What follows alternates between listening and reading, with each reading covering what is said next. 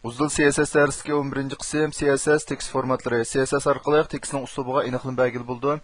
Aniqlik berish bo'ladigan tekst xarakterlari, tekst rangi, xat orliqi, tekstni to'g'rilash, xat unumi qo'shish qatorliqlarni o'z ichiga oldi. Biz tövəndə bular haqida bir tushuncha hosil qilib o'taylik. Abzasdagi tunji qurdan oldiga boshqa chiqarish. Boshqa chiqarishda tekst indent xarakteri orqali belgilash bo'ldi. Masalan, abzasninki oldiga xat birinchi qo'rinki oldiga boshqa chiqarmoqchi bo'lsak, tekst indentdan 5em deb maqolatda basak bo'ldi. Yoki buningga -5em deb manfiy qiymat berishga bo'ladi. Manfiy qiymat berganda tor ko'rgishninki sirtiga chiqib ketmaslik uchun qir orliq qiymatni belgilash kerak. Qir orliq qiymatni bilan belgilaymiz deganda, masalan, bu padding left sol taraf qir orliqi 5em bo'ladi. Tunji qo'rinki solga -5 bo'ldi deb manda belgilash orqali buningki bu tor ko'rgishning sirtiga chiqib ketmaslikni oldini ola olamiz. Qiymat yuklaganda em % qiymat berishga bo'ldi. Em deganimiz nisbiy uzunlikning birlik bo'lib, chet elda ko'proq qo'llandi. Bu em ni bu tor ko'rgishlar bak yaxshi qo'llaydi. Shuning shuni ishlatishni tavsiya qilamiz.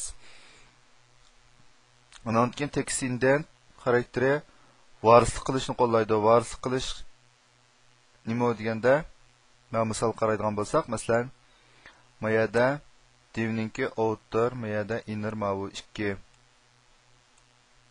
varislik qilish altidagi mana 2 xil nimani amayaga ost-üst qilib, mana 2 div orqali bunda yozilgan.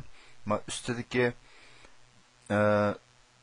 div outerninki kengligi 500 px bo'lgan bo'lsa, mana innerninki 10% deb olgan bo'lsa, mana niknisini ma 10% dal ma ustidagi 500 px ga varislik qilganlikki ning 10% ulab, demak ma 10% degan qiymatdan 50 px degan qiymatni o'z ichiga olgan bo'ladi.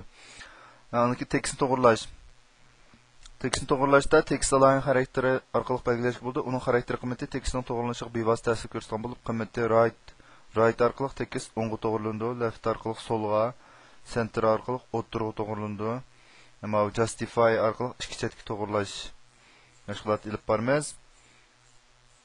Anoniki miyada qo'shimcha zoti text align center bilan bu HTML ninki bu center xat kuchi qarmoqqa unum jihati o'xshashdek bilinadi, lekin ular jihati o'xshashmaydi. Masalan, center xat kuchi ishlatilgan o'rinki barliq elementlarga ta'sir ko'rsatadi. Mayli bu tekst bo'lsin, rasm bo'lsin, hammasi tegidek.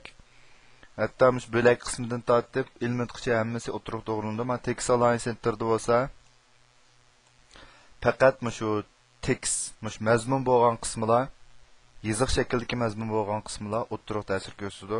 Ham bu mushtunga ta'sir ko'rsatadi.